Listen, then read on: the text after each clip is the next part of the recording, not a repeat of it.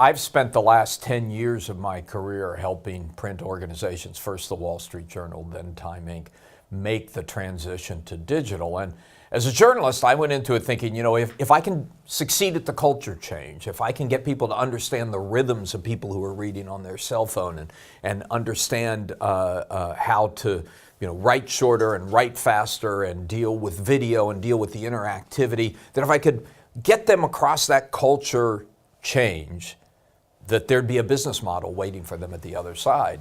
But as you point out, there's not much of one, and in part because the vast majority, 80 to 90% of the increase in digital advertising every year goes to two companies, Facebook and Google, leaving scraps for those of us who are actually creating content. Those companies don't create content. So it's a very, very challenged business. I think the one ray of hope out there is companies that have succeeded in getting more digital revenue directly from their consumers.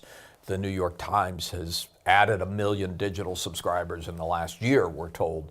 The Washington Post has added 1 million digital subscribers in the last year and a half. So you're starting to see, particularly among newspapers, some progress in that regard. Magazines have had less success.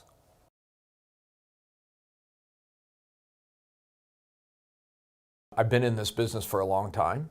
I sat in rooms with editors for many years where editors would say things like, our readers want more of this and our readers don't really like that. And the truth is, they didn't have any idea what their readers wanted. Now we have that data. Now we see it. And if we can provide people with information that they like, I think we should. The caveat is, it has to be accurate. Has to be reliable, and that's where the system has fallen down.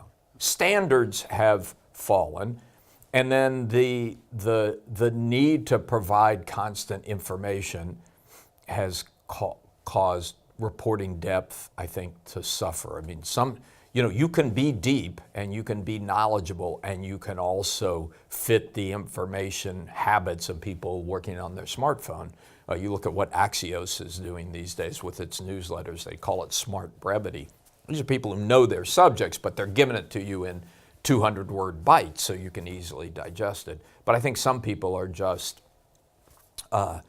rewriting, going for the quick hit, going for the click.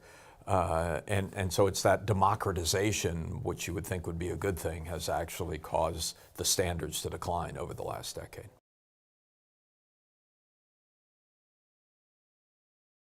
I understand why people are confused and feel like they can't trust what they read in the media, and it's not helped by the fact that we have a president of the United States who uses the word fake news not to distinguish things which are factually incorrect, but to distinguish things which he doesn't like, which I think confuses people even more. I think at the end of the day, that's going to drive people to trusted brands. That's my belief anyway. That brands become more important than, say, if we don't do that at Fortune, we don't do that at Time, hopefully over time people will recognize that and come to appreciate it. I think the technology platforms can play a role here as well. Look at Apple News, which has become a very important source of readers for Time in recent years. They only use qualified news sources.